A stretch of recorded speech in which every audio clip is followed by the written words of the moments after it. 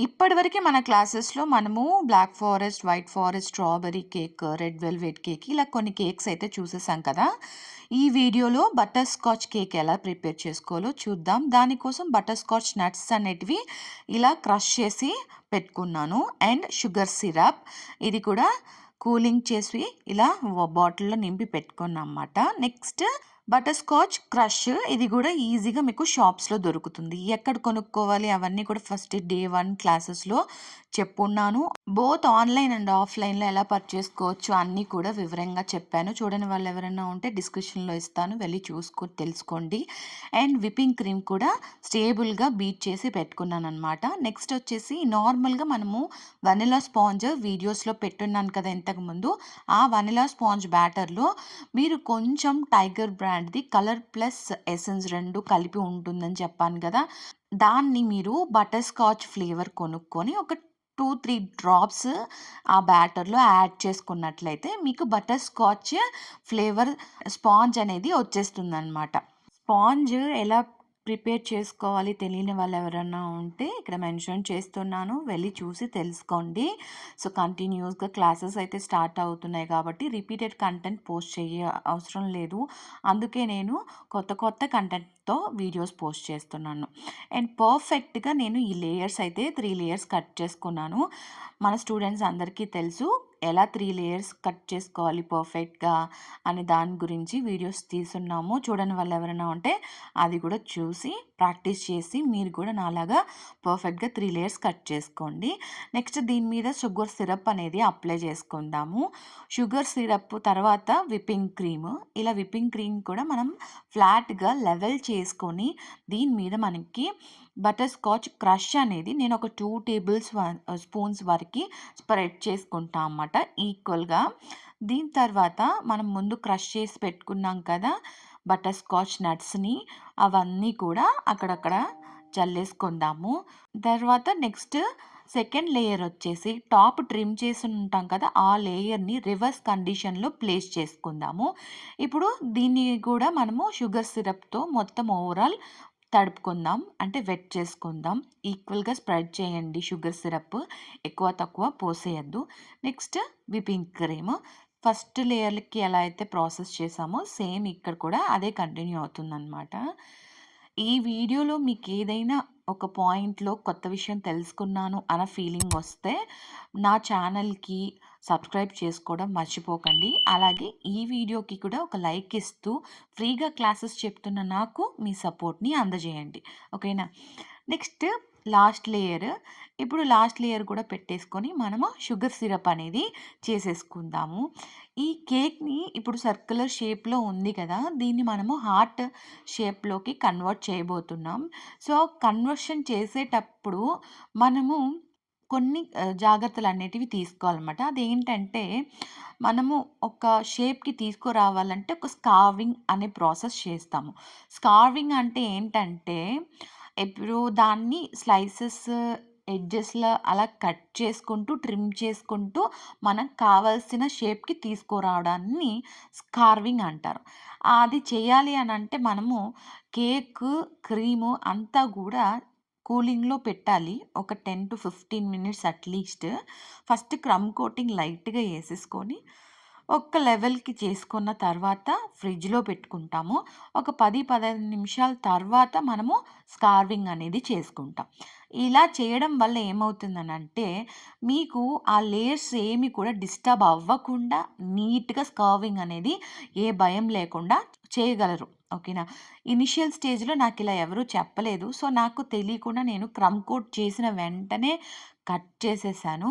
అప్పుడు నాకు అలాంటి ఇష్యూస్ అన్నీ అంటే ఆ లేయర్స్ అన్నీ గూడా కలిసిపోయి చిన్నదిగా అయిపోయి కొంచెం క్లమ్జీ అయిపోయింది. సో, అలాంటి ఇష్యూ మీరు ఫేస్ చేయకూడదని నేను ఇప్పుడే మీకు చెప్తున్నాను. ఇప్పుడు మన హార్ట్ షేప్ క్రియేట్ చేసుకోవడం కోసం ఈ విధంగా మీరు మార్క్ చేసుకోండి. ఫస్ట్ క్రీమ్ మీద 4 డైరెక్షనల్ మార్క్ చేసుకొని కింద వి షేప్‌లో కట్ చేసుకొని, ఆ కట్ చేసుకున్న దాన్ని ఎత్తి లెఫ్ట్‌దొచ్చి లెఫ్ట్ సైడ్ పెట్టుకోండి. రైట్‌దొచ్చి రైట్ సైడ్ పెట్టుకోండి. ఓకేనా? వీడియోలో చూపిస్తున్న విధంగా. ఇప్పుడు చూడండి, కట్ చేస్తున్నప్పుడు మనకి పర్ఫెక్ట్‌గా ఉంది. ఆ లేయర్ ఏది గూడా అటు ఇటు మెస్సీ అవ్వకుండా స్టిఫ్‌గా నిల్చుకొనుంది. ఎందుకంటే మనం ఫ్రీజ్ చేశాం గాబట్టి. అదే మీరు డైరెక్ట్‌గా చేసినట్లయితే, క్రమ్ కోటింగ్ వేసిన వెంటనే చేసినట్లయితే ఆ క్రీమ్ అంతా గూడా బయటికొచ్చేస్తుంది. మీరు కట్ చేసేటప్పుడే ఆ క్రీమ్ అంతా బయటకొచ్చేస్తుంది. మెస్సీ మెస్సీగా చూడ్డానికి అస్సలు బాగోదు కేకు. అండ్ హైట్ కూడా ఇష్యూలు వస్తదనమాట. తర్వాత టాప్ సైడ్ కొంచెము మన హార్ట్, ఆ డీప్ కట్ గూడా ఇచ్చుకుంటాం ఈ విధంగా. మీకు ఏ షేప్ కావాలన్నా సరే ఈ మెథడ్ మీరు యూజ్ చేసుకొని, తర్వాత మీకు కావాల్సిన ఫార్మ్‌లోకి తీసుకురండి కేక్‌ని. ఏ షేప్ అయినా పర్వాలేదు. మనం ఈజీగా తీసుకొచ్చేయొచ్చు. ఇప్పుడు బ్రెడ్ కనిపిస్తున్న ఏరియా అంతా కూడా మనము ఒకసారి క్రీమ్ ఎసేసుకొని కోటింగ్ ఇచ్చేద్దాము. డైరెక్ట్ ఫైనల్ కోటింగ్ ఇప్పుడు ఇవ్వగూడదు.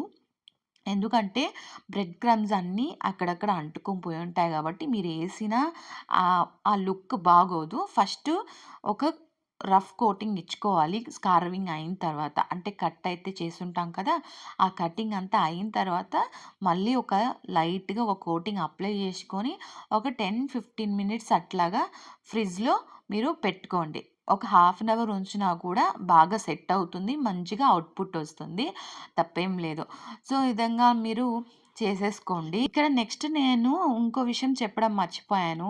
క్రీము ఫస్ట్ మనము వైట్ క్రీమ్ కదా మధ్యలో పెట్టింది. ఇప్పుడు ఈ కలర్ క్రీమ్ ఏంటని మీకెవరికైనా డౌట్ వచ్చినట్టే దానికి రీజన్ ఏంటంటే, నేను ఆ బటర్ స్కాచ్ ఎసెన్స్ ఏదైతే ఉంటుందో లైట్‌గా విప్పింగ్ క్రీమ్‌లో యాడ్ చేసుకున్నాను. అందుకే ఈ కలర్ అనమాట. సో, ఆ ఎసెన్స్, ఆ స్మెల్ వల్ల బావుంటుంది కేక్ టేస్ట్ కూడా. లోపల ఎందుకు పెట్టలేదంటే, మనం స్పాంజ్‌లో ఆల్రెడీ వేసుకున్నాము. అండ్ క్రీమ్‌లో గూడా మనం వేసుకున్నట్లయితే ఎక్కువ అయిపోతుంది. ఆ ఎసెన్స్, ఆ స్మెల్ ఘాటు ఎక్కువైపోతే తినడానికి అంత బాగోదు.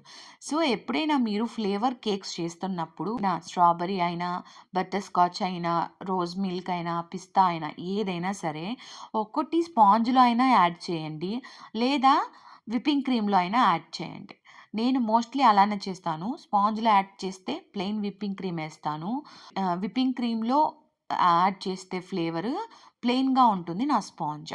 లేదు రెండిట్లోనూ కావాలనుకుంటే రెండిట్లో లైట్‌గా అప్లై చేసుకోండి. ఎక్కువ వేసేయకుండా. సో, ఈ విధంగా ఫాలో అయితే మీకు ఏ కేక్ చేసినా కూడా ఆ ఘాటు, ఆ ఎసెన్స్ ఎక్కువ ఉండడం, ఆ బిటర్ టేస్ట్ రావడం అలాంటివేమీ రాకుండా కరెక్ట్‌గా ఉంటుంది కేక్. ఈ టిప్ యూజ్ అవుతుందని చెప్పి మీకు చెప్తున్నాను. నచ్చితే గనక కొత్తగా ఉంది ఈ విషయం అని ఫీల్ అయితే గనక ఈ వీడియోకి లైక్ చేస్తూ సపోర్ట్ చేయండి. అండ్ ఇందులో ఏమైనా డౌట్స్ వచ్చినా కూడా కామెంట్స్‌లో చెప్పండి. నెక్స్ట్ మీరు ఏ టాపిక్‌లో తెలుసుకోవాలనుకుంటున్నారు డీప్‌గా అనే దాని గురించి కూడా కామెంట్స్‌లో చెప్పడం మర్చిపోవద్దు. అండ్ ఇప్పుడైతే ఫైనల్ కోటింగ్ అయిపోయింది. ఇక డిజైనింగ్‌కి వెళ్ళిపోతాము. నాకు ఇవన్నిటికన్నా డిజైనింగ్ పార్ట్ అంటే చాలా ఇంట్రెస్ట్. ఇదొచ్చేసి ఒక యానివర్సరీకి 1 కేజీ నాకు తెలిసిన ఫ్రెండ్ ఫ్యామిలీ నుంచి కేక్ ఆర్డర్ అయితే వచ్చింది. యానివర్సరీ కాబట్టి వాళ్ళేం చెప్పలేదు. బట్ నేనే లవ్ సింబల్ కేక్ అనేది చేసిద్దామని చెప్పి ఫిక్స్ అయ్యి చేశాననమాట. ఎప్పుడూ గూడా మీరు లవ్ కేక్స్ చేస్తున్నప్పుడు ఇలా సింబల్ తోటి లేదా నార్మల్ కేక్స్ కాకుండా ఏదైనా వేరే షేప్‌లోకి తీసుకురావాలి అని కస్టమర్ అడిగినప్పుడు దానికి ఎక్స్‌ట్రా చార్జెస్ తీసుకోండి. నార్మల్‌గా నేను ఈ లవ్ సింబల్‌కి ఎక్స్‌ట్రాగా ఒక 60 రూపీస్ తీసుకుంటుంటాను. ఎందుకంటే మనకి డబుల్ టైమ్ అవుతుంది. కట్ చేసి మళ్ళీ ఇంకో కోటింగ్ ఎయాలి కాబట్టి వర్క్ ఎక్కువ ఉంటుంది కాబట్టి తప్పు లేదు. ఎక్స్‌ట్రా తీసుకోండి. ఓకేనా? ఇప్పుడు నేను కోమ్ స్క్రాపర్ యూజ్ చేసి సైడ్స్‌న కోమ్ లైన్స్ అయితే క్రియేట్ చేసుకున్నాను. అండ్ క్రష్ చేసి పెట్టుకున్న ఈ బటర్ స్కాచ్ నట్స్ అన్నీ కూడా వేసేసుకున్నాను సింపుల్‌గా. అండ్ పైపింగ్ బ్యాగ్‌లో ఈ విధంగా N1 నాజిల్ అనేది ఏసేసుకోండి. కొంచెం వెనక్కి తోసుకొని ముందు కట్ చేసుకోండి. ఇప్పుడు నాజిల్‌కి ఈజీగా హోల్ అయితే క్రియేట్ అయిపోయింది కదా! ఇలాగ చేత్తోనే మీరు గ్లాస్ లాగా ఫార్మ్ చేసుకొని లోపల క్రీమ్ అంతా డిప్ చేసేసుకోండి. క్రీమ్ డిప్ చేసుకున్న తర్వాత ఒకసారి క్రీమ్ అంతా కూడా కిందికి లాక్కోండి ఇలా చేత్తో. ఒక సైడ్‌లో నేను రెడ్ కలర్ ఎడ్జ్ అనేది క్రియేట్ చేయడం కోసం ఈ విధంగా సైడ్ క్లియర్ చేసుకొని, కొంచెం ఫుడ్ కలర్ యాడ్ చేసుకొని, కింది వరకు నేను చేత్తోని ఇలా ప్రెస్ చేసుకున్నాననమాట.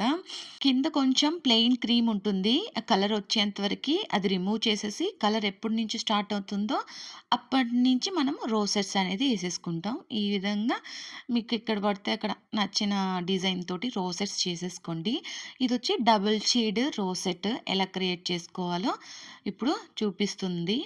హాఫ్ వచ్చేసి వదిలేసాను. హాఫ్ ప్లేస్ వచ్చేసి రోసెట్స్ వేసుకున్నాను.